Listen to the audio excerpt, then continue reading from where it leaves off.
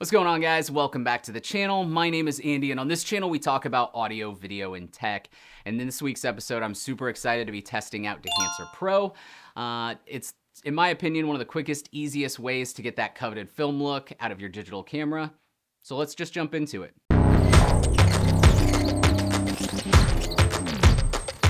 Alright guys, welcome back to the channel. Like I said, it has been a minute since I posted a new video. I've just been super busy with other projects, and I'm very fortunate that I'm getting a lot more client work right now, so I've been really focusing on that, and it's taking up a lot of my editing time. So when Dehancer reached out to me and asked if I wanted to test out this plugin, I thought it was a really good excuse to get back into making these YouTube videos and creating more content. Most of us are familiar with Dehancer, but if you're not, what Dehancer is, it's a plugin for your editing software that gives you some of those film print emulations, some film grain, some film compression, and it really takes your digital footage and gives it that nice soft film-like look.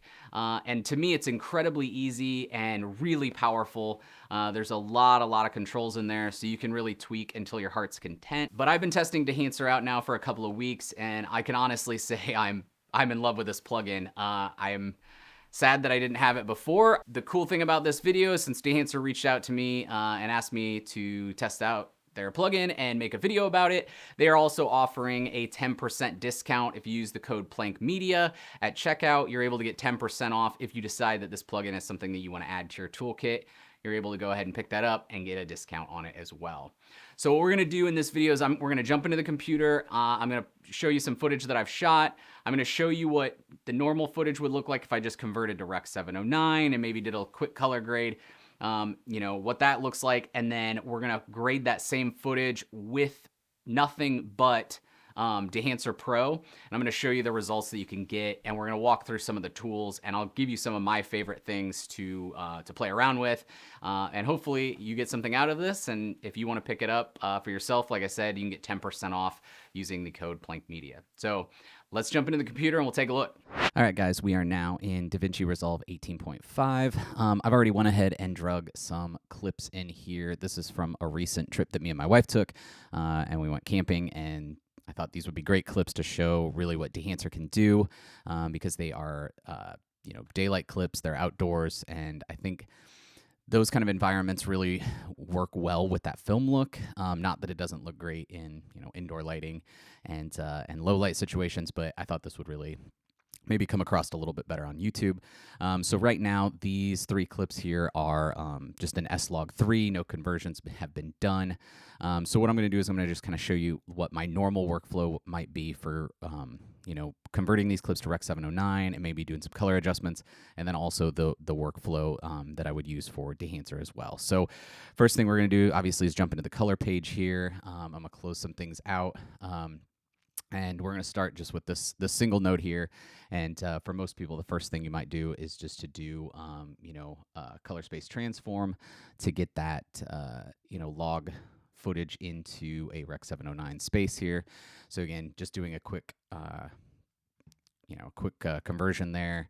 Obviously, the clips already look quite a bit better.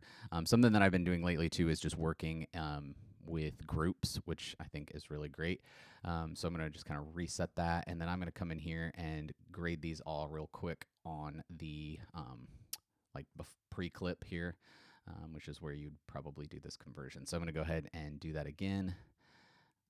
Okay, and now I have all three clips converted to Rec. 709. Okay, so that would be kind of the first step for most people. You may do some tweaks with your curves and maybe some primary adjustments here just to get the image where you want it.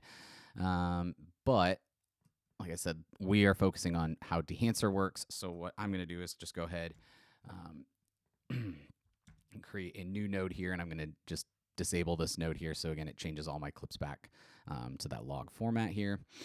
So this clip here is where we're going to do the color grading with Dehancer Pro. So at the bottom here, I've got Dehancer, and I'm going to drag it right on top of the footage. And you can instantly see that it makes it look absolutely terrible. It's kind of got this weird blue tint, and it's really grainy. So what we're going to do, the first thing I always do is come in here, I turn the film grain off, just because it's very distracting. And then we're going to come back to the top here. So the way that I like to do this is, again, work from top down, and that's pretty much why Dehancer has ordered the tools in the way that they are, is so that you can basically start at the top and just work your way down to get your finished product. So the first thing that you can do up here is you got to give it the source. So it's looking for a Rec. 709 color space. So if I went in here and I turned this node back on, now this node is feeding it that Rec. 709 color space. So actually it looks pretty good to do that. But I'm going to show you that you can completely skip the first step if you would like. And I'm going to turn that back off. And we're going to basically just give it our camera information here. So it was shot on a Sony, it was shot on an A7S III, and it was shot in S-Log3 S-Gamut3 Cine at ISO 640. So I'm going to go ahead and plug that in to this node here. And then boom, as you can see, it's already gotten quite a bit better just from doing the input. Now, the nice thing here is you've got a lot of controls very similar to the DaVinci Resolve controls here. So we've got some exposure compensation. So if the image got dark, I can brighten it up. And again, you can watch the waveforms down here just to make sure that everything kind of sits where you want it. It's got a temperature control. So again, you can warm it up a little bit. I can cool it down a little bit. But I like where it's at. It was shot in the right white balance, so I'm not going to worry about that. Again, you've got a tint slider as well. I'm not going to mess with that too much. I'm going to actually reset the exposure as well. So you've got a lot of manipulation up here, right here, just in the input, getting the image to a very neutral space. The next thing after that is the actual film stock look, and this is really where a lot of the magic happens in here. So you've got a ton of built-in film stocks, and the cool thing is you can kind of scroll through and you can click on them and you can kind of find what suits the environment. This was shot in daylight, so if you look for any of the profiles with a D at the end, like this Kodak Vision 350D, that's going to be suited for that daylight temperature. When you see the T, that is the tungsten temperature. So if you're shooting indoors, that might be a better way to go. So I usually switch between the 250D and the 50D. I think they both look really great. So let's just go with let's do the 250D for now. You've got this push-pull as well, which is kind of going to be shifting that mid-range all around a little bit. You can push it to kind of get those midtones a little warmer. I'm going to, again, leave it as is because this is not what the final image is going to look like once we do some of these other things. Film developer, I'm not going to touch on this too much because it's not something that I tweak. The way it's set usually works pretty good for me. There's a color separation slider in here, and that does a really nice job of kind of basically making your colors in the scene have some space between them, if that makes sense. It looks a little wonky when you pull it all the way down. Color boost is kind of like adding a saturation to those colors. Gamma, again, is going to be a brightness control, similar to like the gain control in DaVinci. As you can see, as I push it up, it gets brighter, but I can pull that back where I like it. Film compression, again, I don't usually even mess with this too much, so I leave it disabled. If that's something you want to look into, they have a lot of information on Dehancer's website about that, but again, it's not something that I mess with a ton. I don't mess with the expand a ton either, unless the image is just not where I like. But this is the second part of the magic of this plugin, which is the film print emulation, and this is where I really think it kind of separates itself from just a regular film stock look that you would get free in DaVinci, where that's just you get the film stock look, but this is actually going to the back end process of how they print that film. And so what I like to do is I change it to the Kodak 2383 because that's just so iconic. It's been used in a ton of movies. And already when I switch that over, I just love what it does to the image. All the colors, like the colors in her hair, look really rich. The greens deepened a little bit. It just gives it that pop. So I really, really like this film print. And again, you've got a ton of controls over the film print. So the color density, you can push that up. And as you can see, the colors kind of pop a little bit more. Again, you've got contrast, exposure compensation. So again, lots and lots of control over there. The next section here is this color head, and this is something that is tied into the film print. The way that they would print these films is they would have basically 4 color heads that you could kind of push and pull to get different colors. So if I enable this and we start pushing towards blue, you can see that it cools down. If I push it towards yellow, it has more of a warmer tone. I can push green, or I can pull some green out. Cyan and red is kind of the same idea. And you can kind of push those or tweak those. You can also gang them together and move it kind of all as one, which does some unique things and gets the image kind of where you want it. Again, I'm going to reset those because I don't really think I need to do that. You've got some other controls down here. So again, how much of this is affecting your shadows, midtones, and highlights. You can kind of push, hey, I really want to push more blues into the highlights, or if you wanted to make it warmer, again, you can slide that around. So as you can see, I'm pushing a lot more yellow. You can see it in the white of her shirt. If I pull that back, it gets whiter, and now we're getting more blue. So again, lots of controls over the actual color of the image. So very powerful. Sometimes I use it, sometimes I don't, just depending on the image. So color head section is very cool. And then now we're back to our film grain. And again, this is another one of those things in this plugin that is just outstanding. So typical film grain plugins are essentially just a film grain overlay. So it's overlaying some grain on top of the image. And that's not really how this plugin works. It actually adds grain into multiple parts of the image, which makes it look a lot more realistic and a lot more pleasing, in my opinion. So if we pop that back on, the first thing you see is it gets very, very grainy. I mean, it's tons and tons of grain.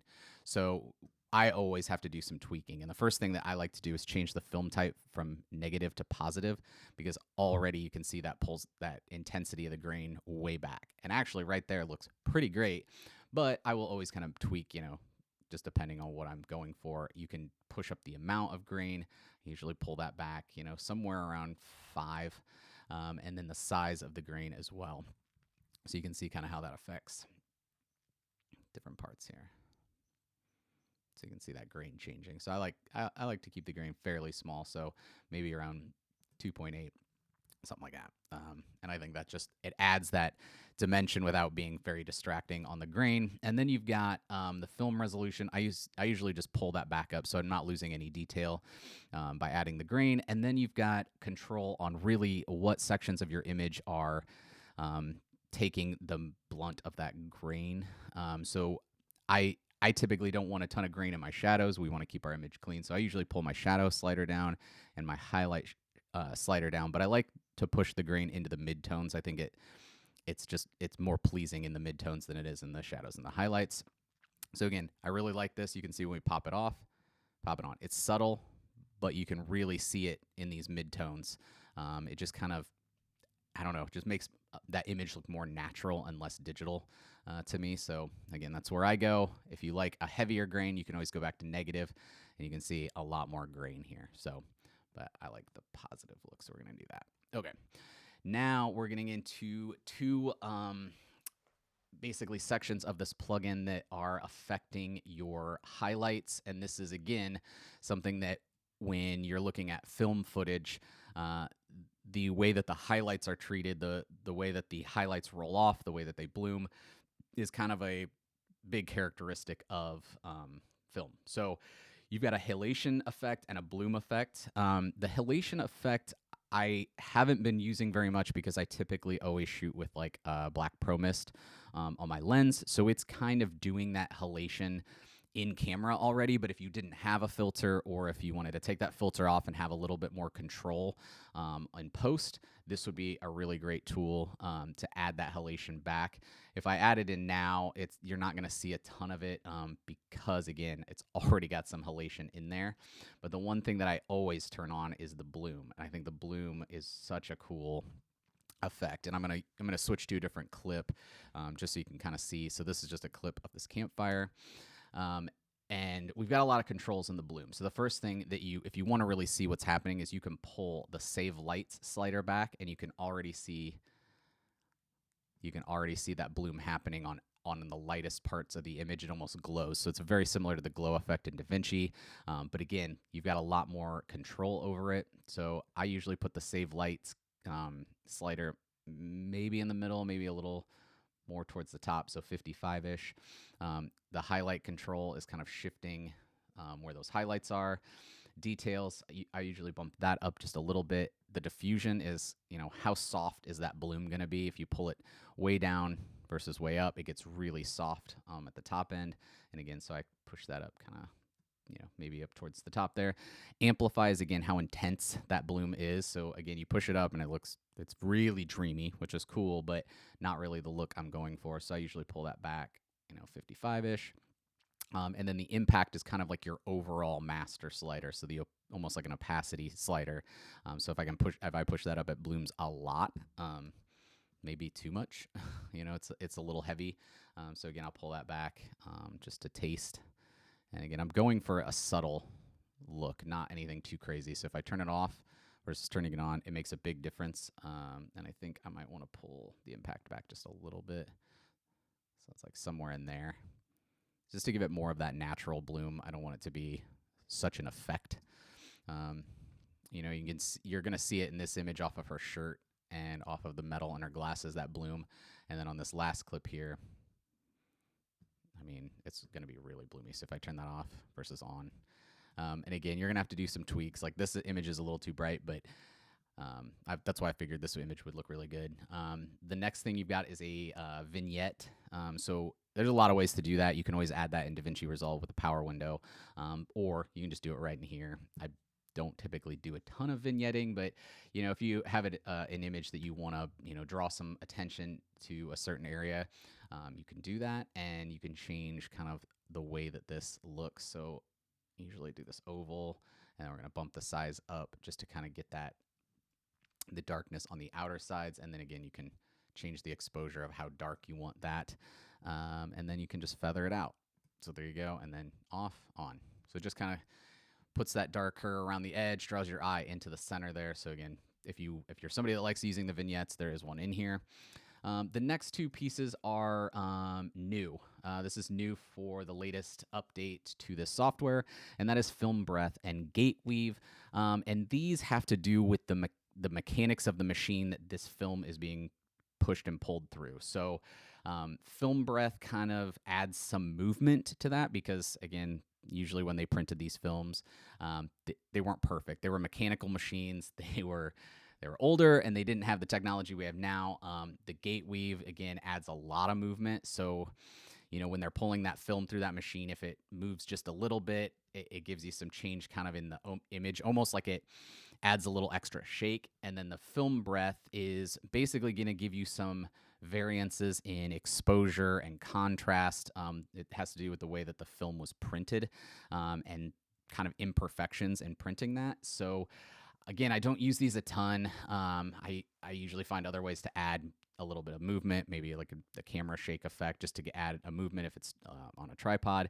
But it emulates basically the way that we would view a film through an old projector. It adds a little bit of grit, a little bit of grain, a little bit of movement, and then again, fluctuations in the exposure and contrast. So, if you're going for that film projector look, these are two really great things to throw on there.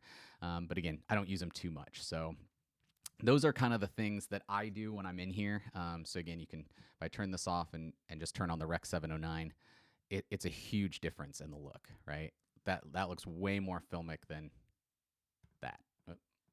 I mean, there's nothing wrong. This is a nice image. It looks great, but if you're going for, hey, I want people to think I shot this on film, then this is just a much softer look. And I think that's awesome because cameras now are so great. Everything's so sharp, and 4K and 6K and 8K, and it's really great, but we start to lose some of that feel. It's just ends up being a little harsh and digital. So this plugin has changed my workflow as far as color grading. I find that I use it on kind of a lot of stuff now, whereas I thought, it's going to be one of those plugins where every now and then, if you really want that look, this is what you're going to go for. But you don't have to use all of these parts. The nice thing is you can deactivate what you don't need. If you just wanted some film grain, great, you deactivate everything but the film grain. If you just want film stock look, great, you can deactivate everything but the film stock. So it's so customizable. There's so many things that you can play with in here, and this video would be forever long if I went through everything. But I love using this plugin because of how easy it is to get these really beautiful film looks. You're not stacking multiple effects from DaVinci on top of each other. Like I gotta add halation and film grain, all this. It's all in one plugin. So it's really, really convenient and so powerful, so customizable. Absolutely love it. And then the monitor here, you can actually throw on a false color overlay here. And that way you can tweak and make sure that the exposure is the way that you want it in your shot. You know, as you can see, because of her shirt being so white, it's showing up pretty hot in the image, but it's not red. So again, you can use that to kind of tweak your image. So I thought that's a cool thing that they've added in here. Clip indication. You can put it on so it shows you where you're clipping and where you're not clipping, which is cool. But yeah, really, again, a really, really powerful tool that they give you in there. But yeah, this is an awesome plugin. So yeah, that's Dehancer. So that was a look at Dehancer Pro, which again, I'm super in love with right now. I've had so much fun testing this out over the past couple of weeks. You know, even if you use it as just a subtle tool, it works really, really well to kind of take that really clean, sharp digital image and just bring in some film softness. And it may not be right for every project, but I found a lot of ways to use it in my workflows, even, like I said, even in a subtle fashion. And what we were looking at there was Dehancer Pro. But the cool thing about Dehancer is they have a light version, and they also have their individual tools separated out as well. So if you're somebody that wants everything, then the Pro version is going to be the way to go, and that comes in about $3.99. So it's definitely not cheap, but I think that you get what you pay for. I think it's worth the money, honestly. Like, it's a fantastic plugin. But if you're somebody that says, you know, I want to dip my toes in, I want to try it out a little bit, guess what? They do have a free trial. I think you get 30 days free, so you can test it out to see if it's right for your workflow. And if you find that there are things in there that you don't need, they do have a light version, and they also have versions where there's just particular tools. So if you want the film breath and gate weave, they do have that separated out. If you want the bloom inhalation, those are separate plugins. And if you want just like the film grain, you can also purchase that separately. So it's really nice that you can do that kind of a la carte, and you don't have to just buy the Pro version if you're not going to take full advantage of it. The other thing that's really cool, if I didn't mention earlier, this works for photo and video. So, you know, if you're not into video, if you're a photographer, but you like getting those, you know, that film look of a film camera, I know a lot of people do, then you're able to use this tool as well. So it's not just for video. And something that's new as well is that they've just come out with an iOS app for iPhone and iPad that you can do this on as well. And that, I believe, is a subscription-based app. But again, same tools, very similar, but now you can use that again on the iOS devices, which is really fantastic, especially for people that, you know, have moved over and are using DaVinci on their iPad. Really, really fantastic and a lot of options. But like I said, I've had so much fun using it. And again, if you want to check it out and you end up liking it, use the code PlankMedia to get 10% off at checkout. And yeah, I hope you guys enjoyed the video. Hope you liked the plugin. And yeah, if you have any questions, leave them in the comments below. And don't forget to like and subscribe. I'll see you guys later. Take it easy.